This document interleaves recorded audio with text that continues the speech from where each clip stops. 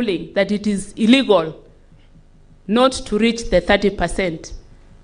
For the lawyers in the House, you must have seen a judgment recently where the Katiba Institute had taken some counties to court, and it is an offense not to get to the 30% because then you are killing devolution. We have seen many weak budgetary controls, and this goes to the generality of the kind of audit queries that we saw, and I'll not belabor that. We have also seen wasteful expenditure. I have been covering this in my reports. You have seen huge delegations, unwarranted durations, and discrepancies between the amounts in the IPPD reports and the requisitions. All these defying rules and laws that are already set up. So what can we do? I just thought I would run through a few recommendations so that I can generate discussion. One is my ask to support me to amend the COB Act and the COB regulations. Honorable Senators, you know that my regulations are still outstanding from the time they were annulled. I have no budget currently to carry out public participation to enable me bring the regulations back for approval. That is still a big problem. We have a system called the COBMIS that is meant to integrate county budgets with their reports, which would help me very much in hastening the issuance of reports. Again, this one is unfunded and it is a big problem. I have suffered budget cuts, and I can tell you here without any fear of contradiction that I have such a small budget that I cannot even afford to travel myself, leave alone my staff. I'm completely starved of funds. So the budget cuts, much as we would like to be economical, mine has been cut to the limit. Late submission of financial reports from the counties is already a symptom that something wrong is happening. That is when they start altering the figures. They give me different figures from the one they give the Auditor General. We have delays in uploading budgets. Senators, would you please help me? Last financial year, nobody brought a budget to me by 1st July. In fact, the first budget I got was, I think, on the 18th of July. That means that every county broke the law because those budgets are supposed to be in place. And we went all the way. I received some budgets in October. That was after the first quarter.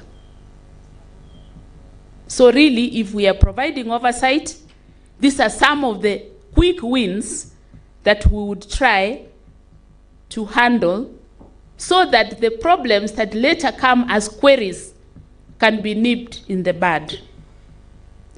So I have a number of asks, again, areas where we could collaborate, but I think, having made my comments, I would like now from the floor suggestions on how we can work together to solve these menaces, because it will be a win-win for all of us in this room.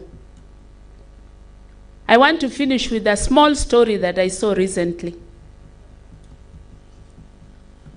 I watched a bird of prey that has got very good eyesight. I think it's the eagle. And the eagle can see from far away where the animal that it wants to eat is. But as it is coming down, there are also some small animals, some birds, that have learned to know that the eagle is coming down. So they have crafted a certain sound. They'll say, "Chwee chwee." And when they make that noise, it is transmitted like an email across the forest, and all the small animals know. If they hear that sound, they all duck and hide. But if there is any small animal that hears that noise and doesn't move, what do you think happens to it? It is eaten.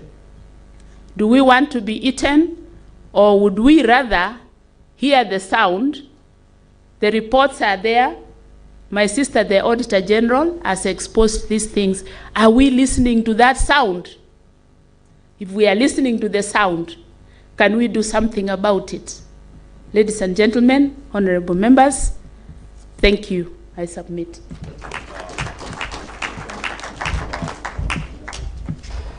That one deserves a loud applause. She has used her time very well and given us a remainder of 1 minute. We thank you, madam. Now, straight to plenary. We will take how many minutes? This democracy thing is also a bad thing. 10 minutes.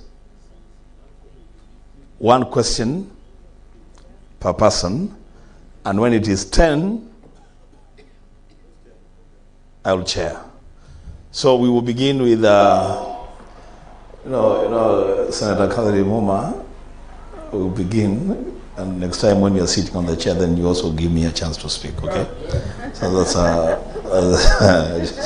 Senator Muma. Then we will go to, let's just go to the Senator Eddie. Then we will go to Ledama, my brother from Uasin Gishu. We'll go to Senator Beatrice. Oh my goodness. How many are those now? Then Senator Mugatana, and then Senator Eric, Senior Counsel, to tell us what he wrote down. So let's start. Please, just one question. Take the least time possible. Yes, I will, Chair of the session. Thank you. Thanks to all the 4 presenters, presented excellent work on what's happening. Mine is a recommendation to the Senate. I think we need to move to a level where beyond the invitation of just one governor at a time meeting 9 senators, we need to actually formally establish a consultative forum between senators, Council of Governors, Control of Budgets, and Attorney and Auditor General, where we can actually give some of the recommendations that are coming out broadly to the COG and openly in a transparent and accountable manner, in order for the country to see that what is coming out of COB, Auditor General, PAC, PIC is actually getting back in the presence of the public. Thank you. Good recommendation. Senator Eddie. Thank you, Chair. Mine is a direct question to COB. You've indicated that where you spot as an area of rising pending bills, which bothers us so much, is a budgetary equation. But I wanted to ask you, how do you account for voiding that is happening as also leading to pending bills? And is that related, perhaps you can explain if there's another reason, to the issue of governors currently spending more time to get their budgets approved in Nairobi, up to 14 days for some governors that we've seen coming out? How are these two related in terms of your role in making sure that approvals are done on time? Because you talked about mostly lack of, or rather overshooting budgets that lead to pending bills, but there's a critical issue of voiding that has come constantly, and it's related to how quickly the approvals happen in your office. Why are they spending more time in Nairobi? Thank you. Olekina. Thank you, Mr. Chairman. Let me appreciate the two distinguished ladies for the good work that they do. Can I make a request to my elder sister and also to Senator Moma? You know, if all of us leave, then. And why ask questions? Yes, you ask a question as speaker. It's important that you get a response to your community. Please, let's just stay. We will not take too much time. Thank you. Just as I conclude to appreciate the work that you do, my question goes directly to the issues of the law. The Senate pronounces itself through motions or bills. Last year, we passed a motion that says that all counties must pay a certain amount of their pending bills. And I think if I can remember the words of that motion, because it was sponsored by yours truly, it was barring the disbursement of money to counties that would not have met that. Now, Article 228, subsection 5 of the Constitution gives you the power, control of budget, to withhold funds to counties that you feel, or rather, that you're not satisfied that they are supported by law. Where do you, because you've said we assist you and we want to help because we are really tired of these pending bills. And the Comptroller and the Auditor General also said, I don't know whether to call them pending bills because they shouldn't be pending bills. They're budgeted, money has been dispersed, it needs to be sorted out. How can you, in your office, interpret Article 228, subsection 5? Or do we need to seek a judicial review to understand? Because if we have to pass a resolution of the Senate, and until now that resolution has not been complied with, then what exactly are we doing? Thank you. Thank you, Lakina. I know Senator Lakina can speak about this subject forever. He's very passionate about it. Senator Madago. Thank you very much, Chair. I have just three questions, straightforward to control the budget. One is whether your office has a means of tracking the approvals you have done vis-a-vis payments and subsequent requests for approval, particularly on voiding. What we are seeing in counties is that money are requisitioned for projects that are ongoing or complete, but those projects end up not being paid for, and suppliers or contractors whose requisitions your office has not approved their payment are then paid. I don't know whether your office has a means of tracking to ensure that when counties make subsequent requisition, you're able to check whether the funds were actually spent for the purpose that was approved. Number two, is there any action that has been taken for those probably you have found? Number three, what happens, how does your office approve supplementary budgets that remove funds from ongoing projects and therefore stalling those projects and creating white elephants? Finally, I have a comment, Chair, on the issue of the houses of the governors, the speakers, and the deputy governors. I completely differ. The figure of 40 million was not based on anything. It was just the emotions and the bitterness of the former senators on the governors, imagining that the houses are being built for governors to live there. Those are not personal houses. Those are institutions. Those are offices. If you look at State House today, our State House in Nairobi, how it was built those years, do you think it costed two shillings? At that time, it was very expensive to build that, and somebody would have said it's a waste of taxpayers' money. I think we should remove emotions from decisions, and what happens with that 40 million, we should do something better on that. The point is made. Senator Beatrice? Thank you, Chair. Mine are comments on the water companies and hostels as an example, as was spelled out by Senator Sosi, that the water companies in the counties were meant to run like with a business mind to make some money that would finally be regenerated into services. But ideally, they're just employment bureaus where before even what somebody is going to do is identified, people are brought in and then you find something for them to do.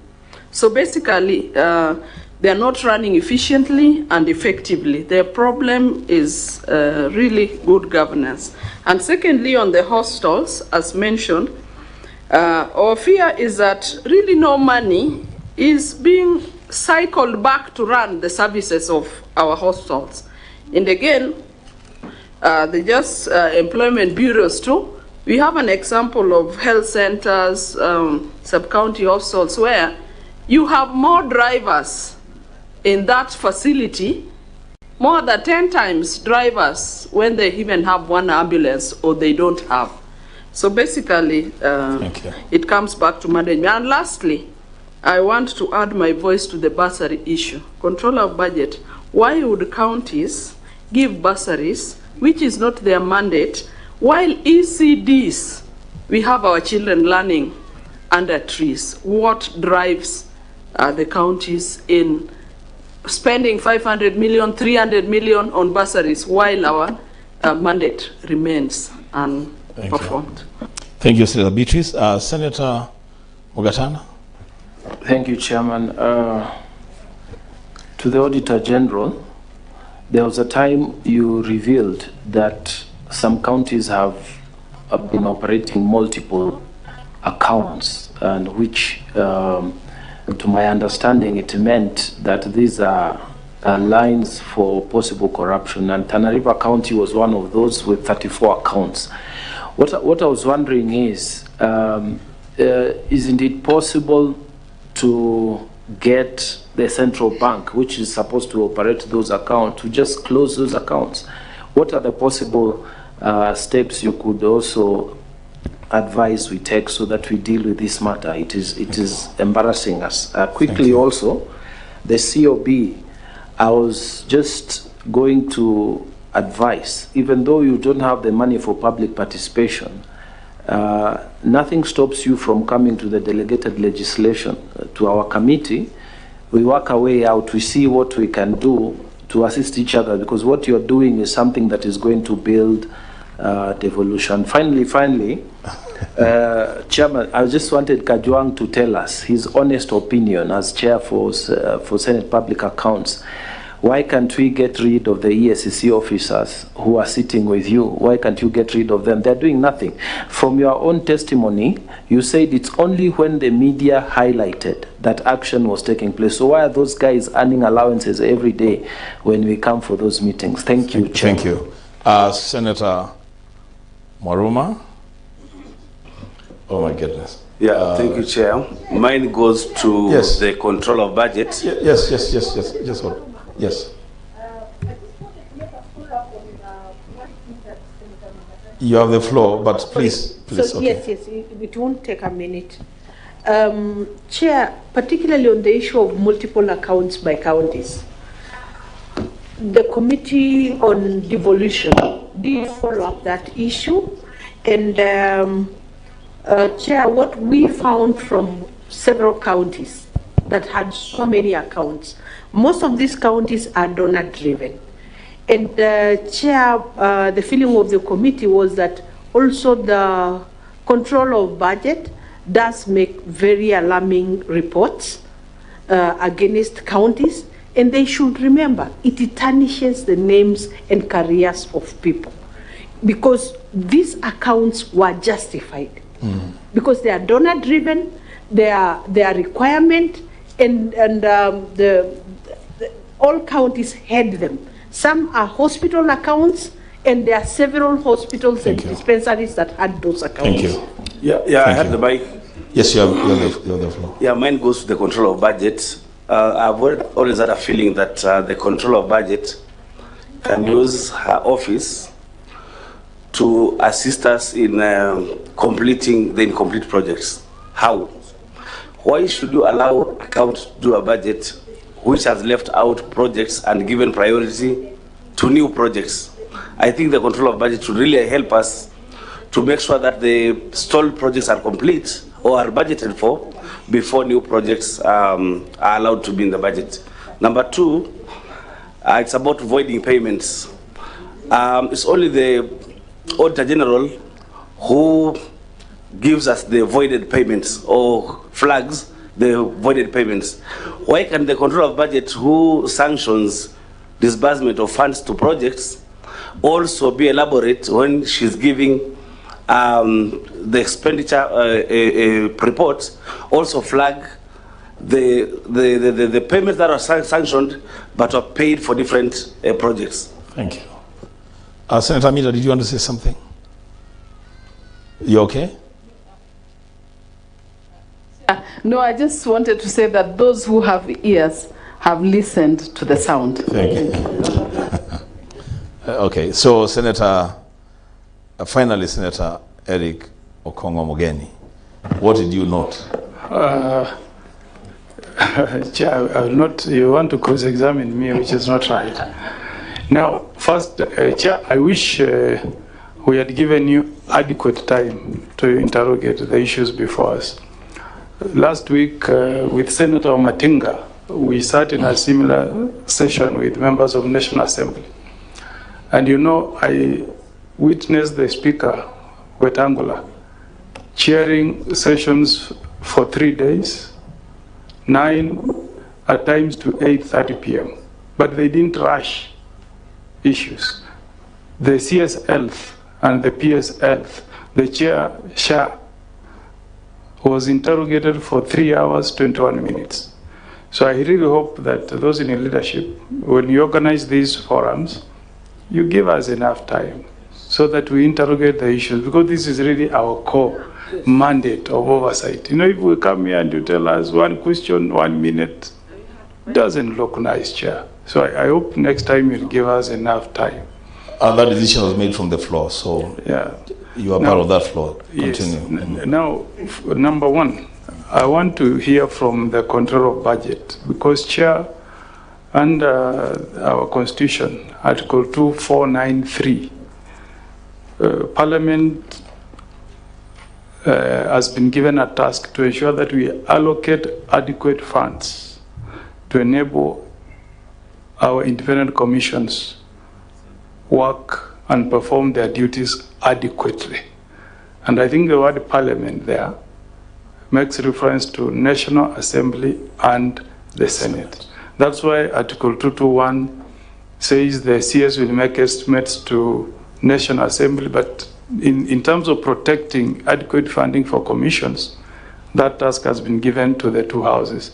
So, Madam Controller, I want to know from you, what was your wish list? In your budget, what did you request? How much was chopped, and how much did you get when the budget estimates were passed by National Assembly?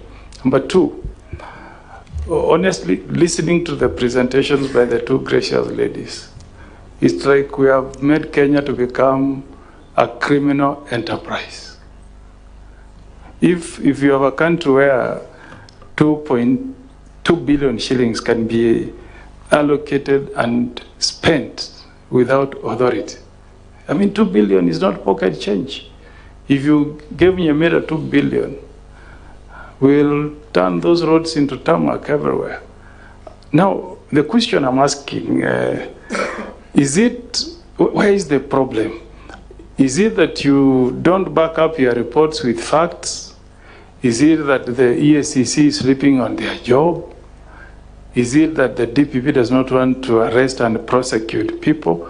Now, as leaders sitting here, who should bear the blame? Because there are so many offenses happening, but we are not seeing any action, no arrests, no prosecution, control of budget, Auditor General. Where is the problem? Can we say the buck stops with the EACC, or is it the DPP, or is it your officers? Finally, the conduct of some of your officers. Some of us who don't sit in these committees chaired by our two brothers, at times you get disappointed. You know, you have a very good report from the Auditor General pinpointing a number of transgressions in counties. And you know, you come armed. Then your officers appear in the morning and say, Chair, this one we have sorted. This one we have sorted. So, I mean, you wonder, a professional who has looked at books, documents, everything, and has given a report that has gone out. How do you come and say you have now agreed with the governor? You know, so do you have, I don't know whether you have a complaints desk where we can expose some of your officers. In fact, one who did a very diligent job in Yamira was transferred. Am I right, Senator Kajua? The guy was transferred when we were about to catch some thieves. We were told this one has now been transferred because he was not cooperating. So we also want to get assurance from you that some of these wayward randy officers can be dealt with by your office, because your officers are not under Public Service Commission, they are under you. Then finally, solutions now. You have told us problems like this idea of voiding, okay? Idea of splitting contracts. Do you think there are weaknesses? Because this forum is for us to hear your experiences. You also make proposals where the guys who pass the laws. Are there specific recommendations you have on where we can amend the law or strengthen the law so that those who are committing some of these crimes can become guests of our courts somewhere? Thank you, Chair. I apologize. I've taken a lot of time. My apologies, Chair. That's okay, but that's what you wanted. You wanted more time, right? So you got it. So we will go to the two gracious ladies to give their quick responses. We will start with no particular order. We start with the control of budget. You give your comments, and then we go to Auditor General. Then we get comments from our friends and we go to it. Thank you, Chair. Thank you, Chair, and all the honorable senators who have raised issues, some of which I've had in the past, and a few, actually there are no new ones. I will start with the question on pending bills being voided, and how does this affect the balances at the end of the day. And what is happening here is, if I approve a requisition to pay, say, Mr. A, B, C, and D, and after approving the funds, once it gets to the operational account, then the accounting officer pays C, D, E, and F. What will happen to the original list? It means that there are some members of the original list who will remain outstanding, isn't it? Yes. So those ones remaining in the original list are the old bills that we keep seeing year after year after year. So the voiding, therefore, and the substitution of suppliers is one of the causes of the old figures that we see year to year. We have recommended that they use a first in, first out process to settle the bills. They still won't do that. But I'll be coming to that because there is another question. Governors spending time at the COB's office. I have been asking for a single governor to give me a circular I've given, asking for anyone to come to my office. I've repeated this many times to many committees that my office does not require anybody from the counties to come to chase requisitions. However, the central bank requires an endorser. Usually there are a junior officer who's introduced to the CBK to deliver a copy of the signed requisition. That is not my requirement. My copy of the signed requisition will be delivered separately. Then the county copy of the signed requisition is also delivered separately. The two must be matched before the transfer can take place. I hope we are clear on this. The COB does not require anybody from the counties. Please put them to task as what they are doing in my office. Having said that, especially with the new administration, we got a lot of new officers in the finance departments. And the ones that we had trained before went away with the skills. So we found a lot of errors coming in the requisitions. Some of these new officers were not really conversant with what needs to get done. And that's why last year I called for a joint meeting between the counties and my office to agree on the requirements for each type of requisition. But surprisingly, out of the 47 counties, only 20 sent representatives. The problem with that is that we continue to find the same problems that we were discussing and that we spent so much time to correct. But I don't want to dwell on that. This is something that has gone to the IBEC, and we are already crafting a joint solution with the Council of Governors to see how the problems can be rerouted through a single desk, which can then communicate to the counties in a timely manner. Because we also found out that there was a problem with the speed of communication. On the motion on pending bills, the senator from Narok, my friend Olekina, you know that there is a pending meeting. We were supposed to revisit this matter. Indeed, we have received a lot of information because we asked those who had done what you resolved, and some have done it, some have not done it. But I also believe that very soon we are going to have a meeting to assess what has happened. Now, on the issue of withholding funds, I tend to disagree with you. The only office that is tasked with barring funding to the counties is the National Treasury. My office prepares a report after the CS for Finance has stopped funding. And you know, sometime in 2019, the then CS actually stopped funding to 15 counties for failing to pay their pending bills. And, you know, for some time, but it's only allowed for a specific period again.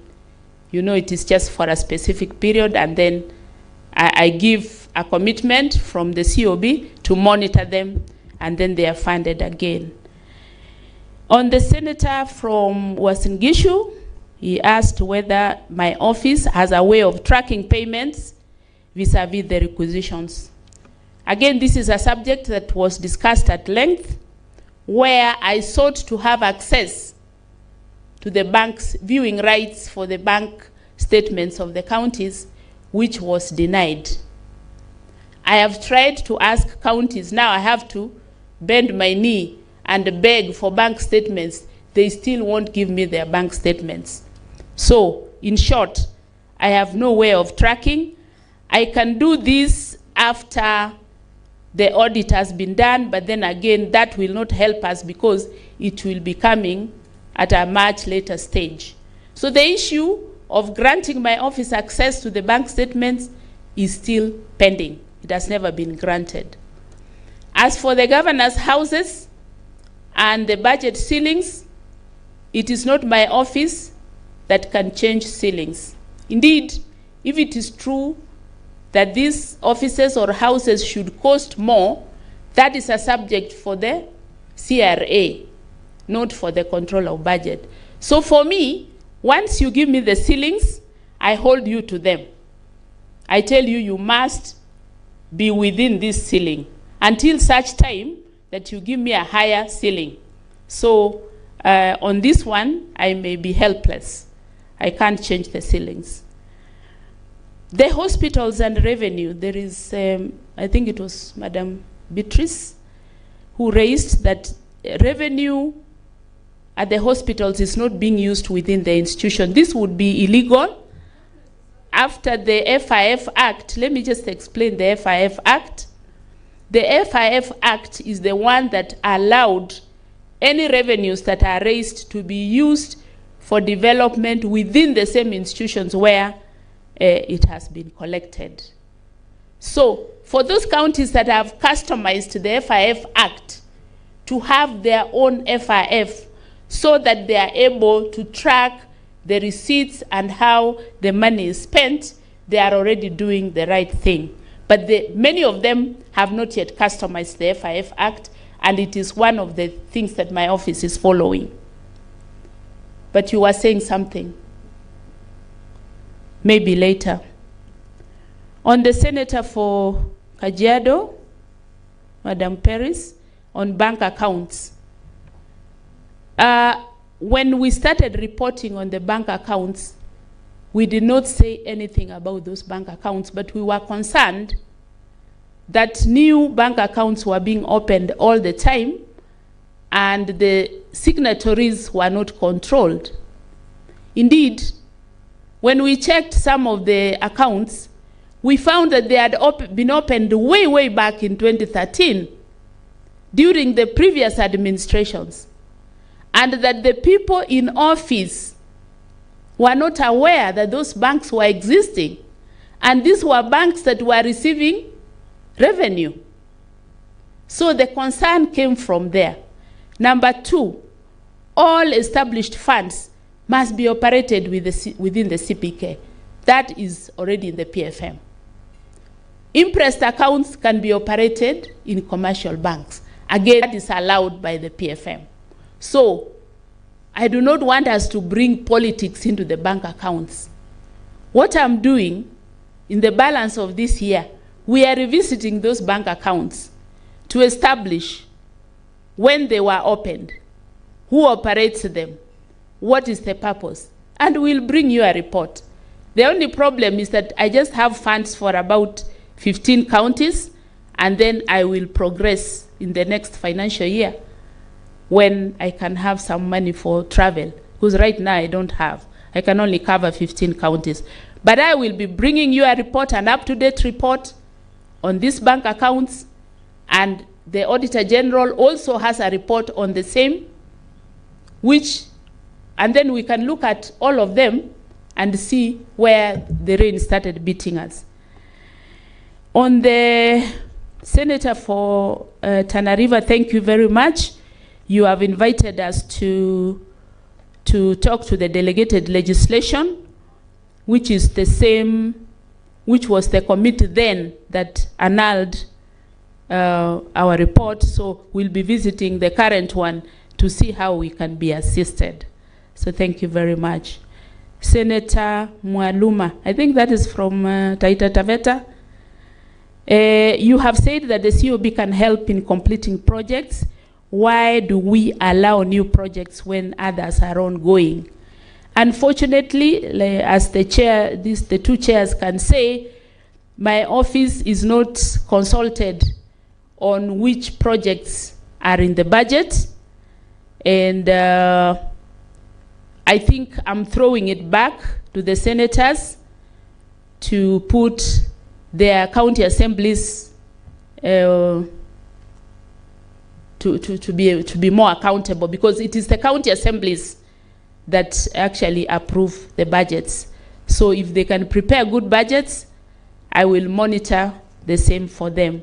On voiding payments, why can't we also give voided payments? Like I said earlier, we have no access to the bank statements. When we ask the counties to give us copies, they simply extract some figures, they give us, they don't give us the bank statements for reasons best known to them. So if the Senate can impress upon them that we need to be given access, even if it is just to view only, I think this is something we can achieve. My senator from Nyamira, you have talked about Parliament allocating adequate funds. Please help us. Parliament is National Assembly and Senate, so you are included in this. Please don't let us... Now you asked, what was my wish list?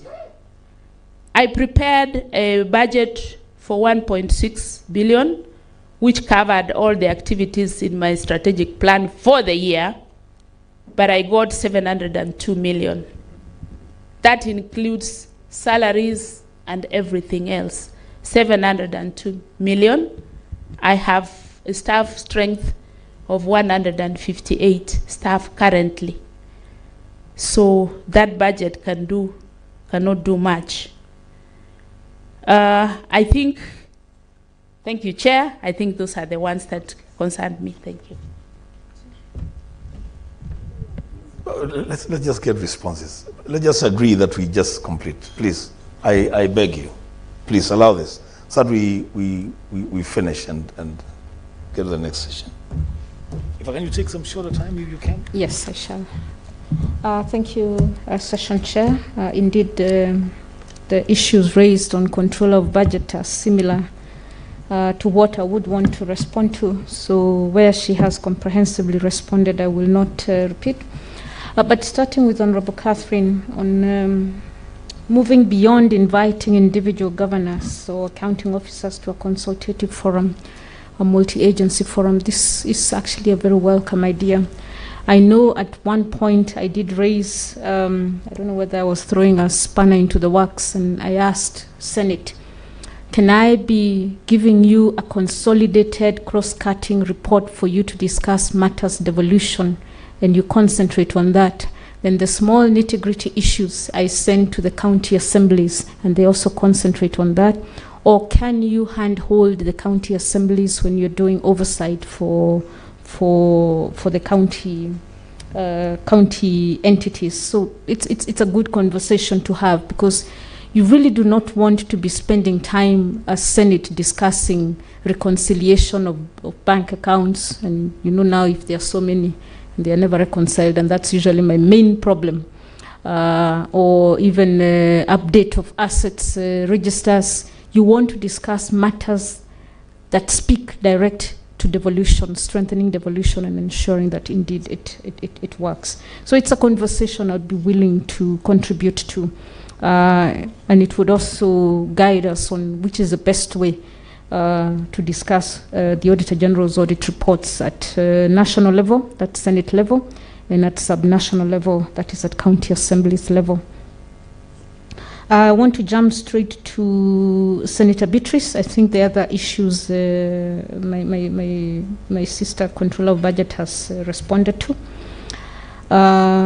Talking about employment bureaus, if you look at most of the audit reports, there is a section that we normally talk about human resource matters, either wage bills, salaries, employment, composition, excess or underemployment. And this is where you'll probably find your 5 drivers with 1 motor vehicles. So these issues are reported, and you can put the counting officers to task where there is overemployment. Sometimes they'll say they found them. Then you ask them, if you found drivers in place, then why are you not utilizing? Does it mean every time there's change of guard or there's change of leadership or management, then everybody has to employ their own driver? Very critical question to ask. Multiple bank accounts, Dr. Nyakango has responded to it, but I want to say this, that when you talk of the excuses, because I use excuses sometimes, that bank accounts are a necessity, and currently the counties are defending themselves by using the the facilities improvement funds accounts. This law was enacted in 2023. So what were the accounts for before 2023?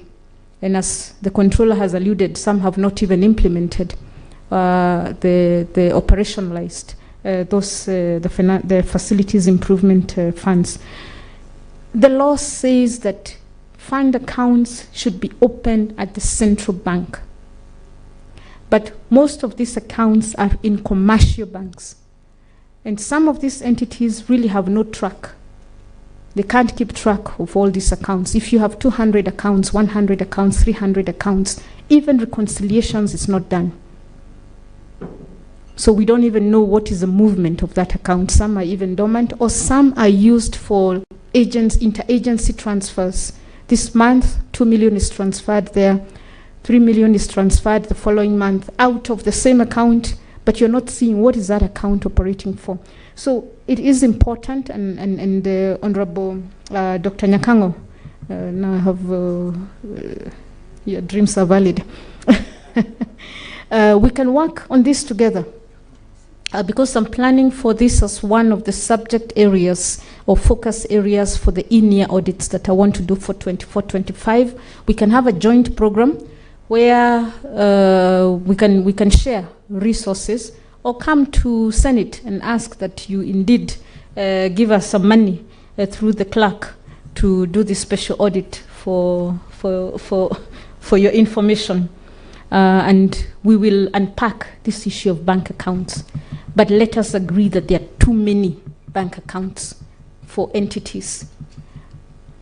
There was the issue of, I think it was Honorable Senator Omugeni,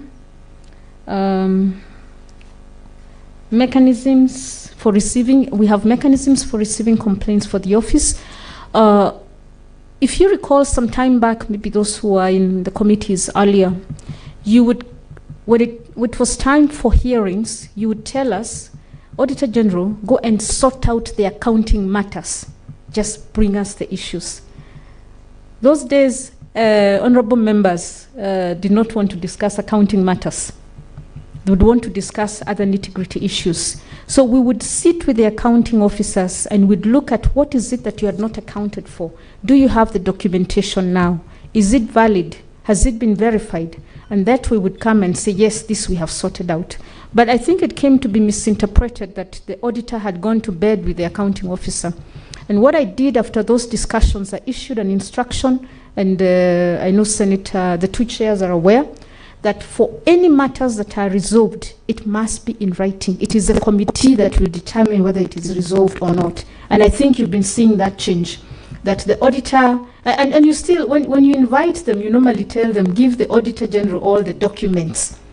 So what does the Auditor General do? My team sit and they spend the whole night. Sometimes they get those documents the night before and they have to travel to Nairobi for the hearings, perusing and confirming whether those documents pertain to the issues raised, so that now they can do for you a write-up. So that has changed. We are handling it slightly differently, and we are putting it under the purview of the committees until they get exhausted when they realize that it's mainly accounting matters that we are able to resolve. But matters, devolution, critical issues, matters, governance, are still under the purview, cannot be resolved at the auditor, at the audit level. Issues of voiding, splitting of contracts. I did say earlier that let's strengthen the system, the IFMIS, and disallow voiding completely. Let there be a reversal of the transaction with a trail, with an audit trail. Not somebody just clicking a button and saying void, void, void, void, void, and then you have about 700 transactions voided, and it's usually the last month of the financial year, that is in June. And sometimes because we normally go to July and we are still saying we're in June, we are avoiding a lot. Let's have that control so that it forces the accountant to actually do a reversal entry that is traceable.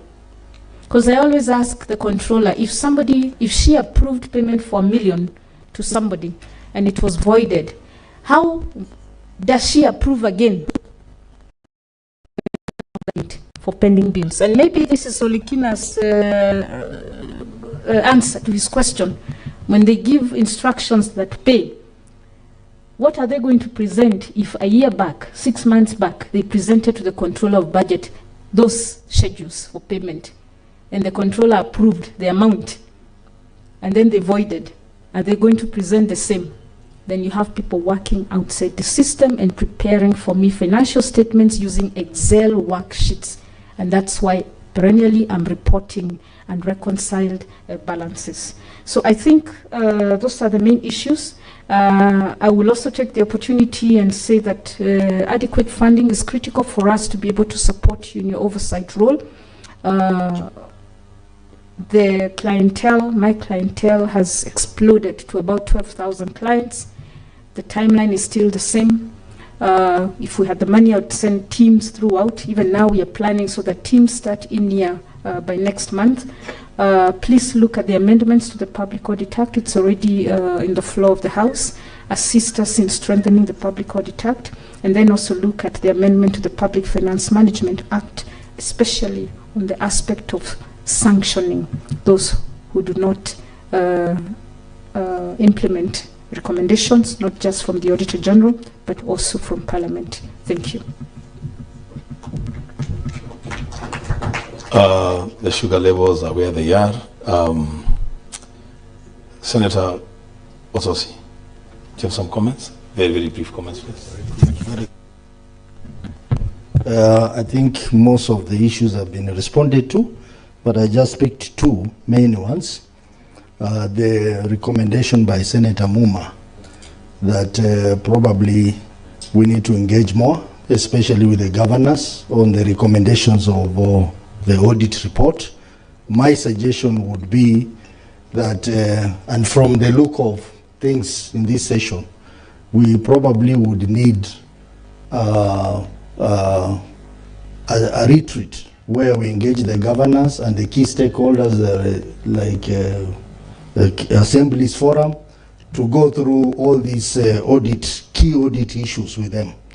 The senators of respective areas will be able to get an opportunity to engage on them. So maybe it's one of the take home from this meeting. The second issue is an issue that I think Senator Mungatana and Senator Mugen raised about the involvement of EACC and the conduct of the auditors. Personally, from my experience, I think we need to review the involvement of EACC. Because, for example, in CPIC committee, they come, sit there, listen to us. They don't ask many questions, but they pick information and generate circulars, which they send to counties, and basically doing our job. The example was when they gave out a circular on water companies, how they are supposed to be governed. I thought that was a mandate of Senate and not their mandate.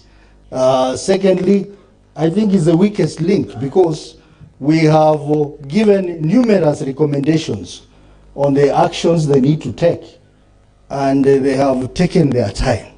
For example, we gave a recommendation on what needed to be done on the matter of bursary fund in Bungoma County and West Pokot County, where money was about 700 million shillings was put in school infrastructure projects, and no infrastructure was ever done in those counties. We are still waiting for feedback from them and many others.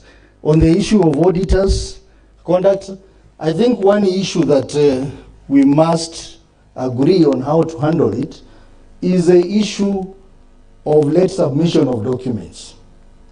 What happens is that an audit process is completed, a certificate is issued, but before the counties appear before us, they generate documents and they bring us before us, piles and piles of files. And we are made now to look like we are reopening the audit. I think the way forward is to follow the law and say that once an audit certificate has been issued, no more submission of documents. That way we'll be able to resolve this issue, because we usually find ourselves in an awkward position where an auditor who is actually supposed to be on our side comes and says this matter is handled. Reason, documents have now resurfaced.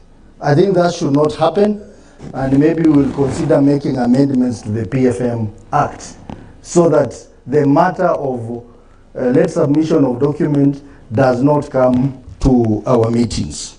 So basically those are the comments on the water. Madam Senator Beatrice, we are now starting to get improvements in the water companies, as I had alluded to earlier. Thank you, honorable members. Thank you. And finally, Senator Kajwang. I'm conscious of the time and the mood of the House. On EACC, Senator Mgatana, my candid response is that the problem has been the leadership of the EACC. These two ladies, their appointment is, they're not vetted by the Senate. They are vetted by the National Assembly. And every time I've asked Nancy or Margaret to come for a meeting or to send someone for a meeting, they come. They drop whatever they're doing, they show up. Tell me the last time you saw the CEO of the EACC sit with us in a meeting like this. The last time I called them for a meeting in Mombasa, it's the chairman who came, the bishop.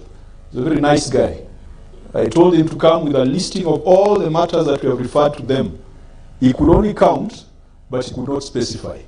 He only said we had referred 149 matters to the EACC, but he asked for time to be able to compile.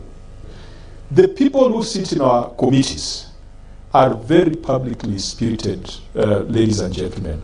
I think I must commend them. There is Mr. Kinoti, there is a lady called Patricia, Senator Nyonka, the one who sits in our committee. They do their best, but they get frustrated when they go back to Integrity Center. And we hope that the new CEO of the EACC, we must put him on notice that he must change his ways. He must know that he's accountable to the people of Kenya, he's accountable to the people of Kenya through Parliament. And I want to recommend that we need to call him to a committee of the whole, so that, one, he outlines his vision on the fight against financial malpractice in county governments, and he also tells us the action that he has taken. It is a sad thing that he was vetted in the National Assembly. I was in Omtata. Omtata wants to go to court, arguing that he should not even go through the National Assembly. He should be appointed by the board of the EACC. Those are matters that Senator Mogeni is very well aware of as a founder of that institution.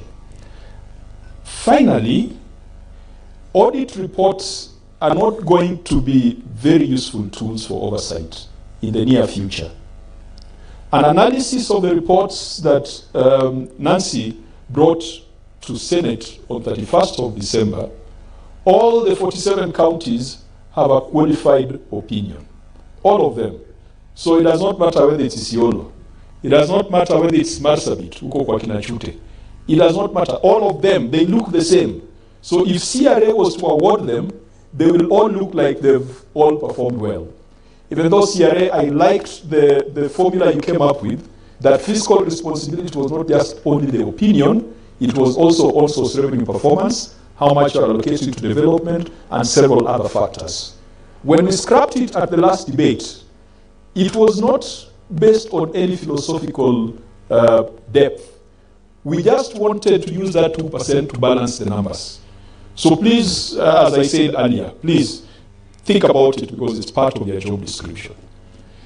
What then is the thing that, and session chair, I know I missed yesterday because I was with the Public Accounts Committee in Arusha. And we have done a lot of these meetings. What are we saying at the end of this meeting? Senator Mogeni, that was Article what that you cited? Was it 249(3)? If we cannot dissect that article of the Constitution and make a resolution on it today, then we will have just come for another tactical retreat and not a strategic retreat. Ladies and gentlemen, I have been in the Senate for 10 years. We pride ourselves as the upper house. We are not involved in the budget. The BPS will be coming to us, will make suggestions, no one will care. We are not involved in appropriations. We are not involved in significant appointments. We are not involved in ratification of treaties. I don't remember the last time I saw a treaty being brought to the Senate. We are not even involved in things like deployment of the military. The last time Duale was deploying the military, he went to the other house, he didn't come to our house. How then are we the upper house? Is it because you can impeach a deputy president? we must assert our role. And the starting point is Article 249.3. We must demand that the budgets of independent offices and commissions must be brought to the Senate. And that perhaps should be the resolution, that we are saying that the Senate is demanding fulfillment of the constitutional provision, because that matter does not need any guessing. It is in black and white that Parliament shall, and the commissions are listed there. Now, if the controller of budget asks for 1.6 billion and she's given 700 million, how is she expected to operate? So, honourable members, if it was not resolved yesterday, I want to convince you that let this be the resolution, that the Senate has decided they are taking the battle to the National Assembly and they are going to assert themselves in budgeting and allocation of resources to constitutional offices. That will make us at least look relevant. Otherwise, we say a dead snake, tunatisha watu na sisi ni nyoka imekufa. The last resolution that perhaps can be considered, and if the decision is not made now, the leadership can consider it. These oversight committees, with the timelines that I presented earlier, it is going to be impossible to meet those timelines. Let's think about the ideal size of a public accounts committee, public investments committee, taking into account the facilities we have and the staff that we have. I would have recommended that because of the timelines that are strict, we expand these committees from 9 to another odd number, maybe 9 to 13 or 9 to 15. That will allow these committees to operate as subcommittees. So you can have 3 or 4 subcommittees running at the same time. I know there's also a lot of desire for members to be in this committee. It also allows more members to be part of this committee. I want to appeal to leadership that should be a matter that you consider. But for the plenary, Article 2493, we must get back our power as the Senate.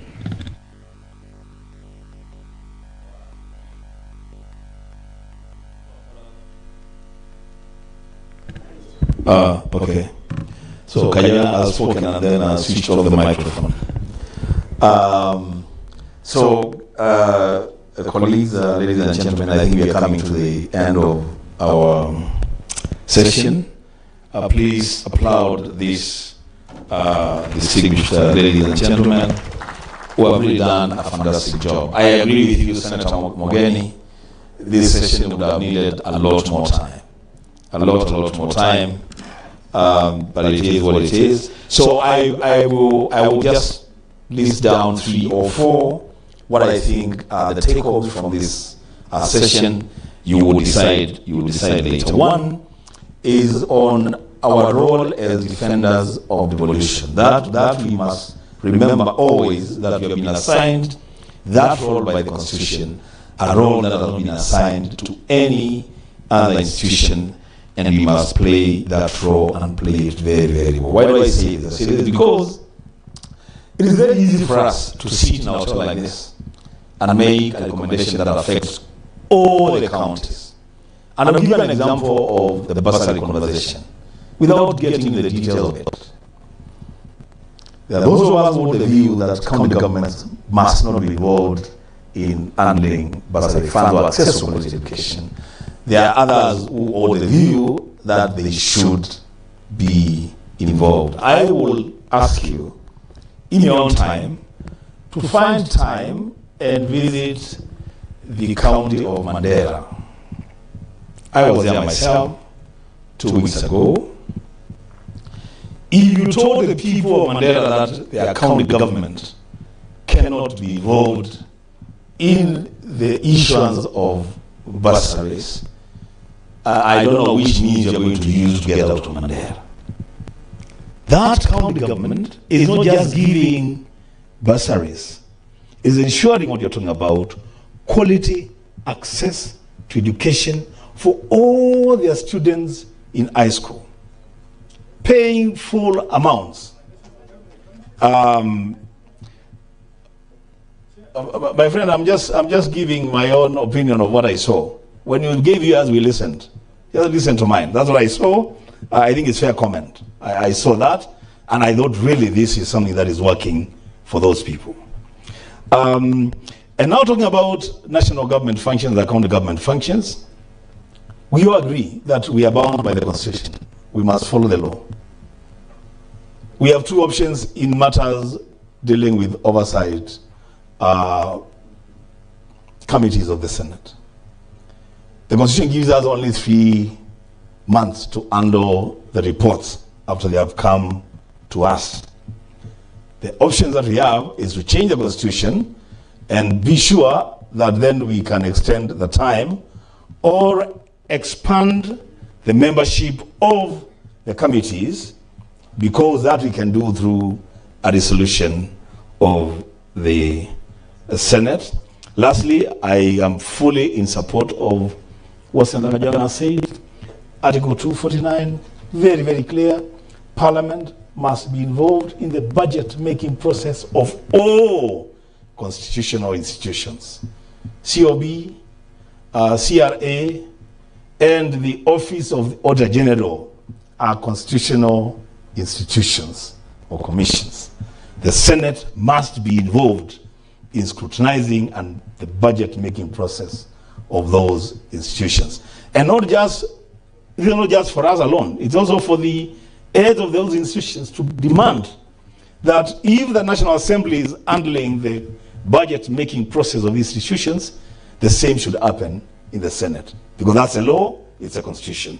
Ladies and gentlemen, I thank you for listening to us, and sorry we have taken a lot more time than was allocated to us. There's very little that we could do about that. The session is hereby then ended, and I want to Senator, I think let's just do it with the next session chair or the deputy speaker. Thank you very much.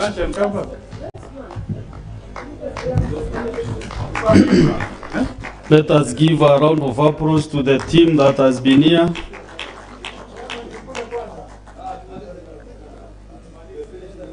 Thank you, Chair Senator Nokwambua. Members, you can agree with me that there is no more energy in this room. Honestly speaking, I really want to thank you for really persevering up to this hour since yesterday. So this session is just... But Chair, Session Chair. Who is that? Senator Mugeni, what is it? Yeah, you know, we have sat here the whole morning. It's 3.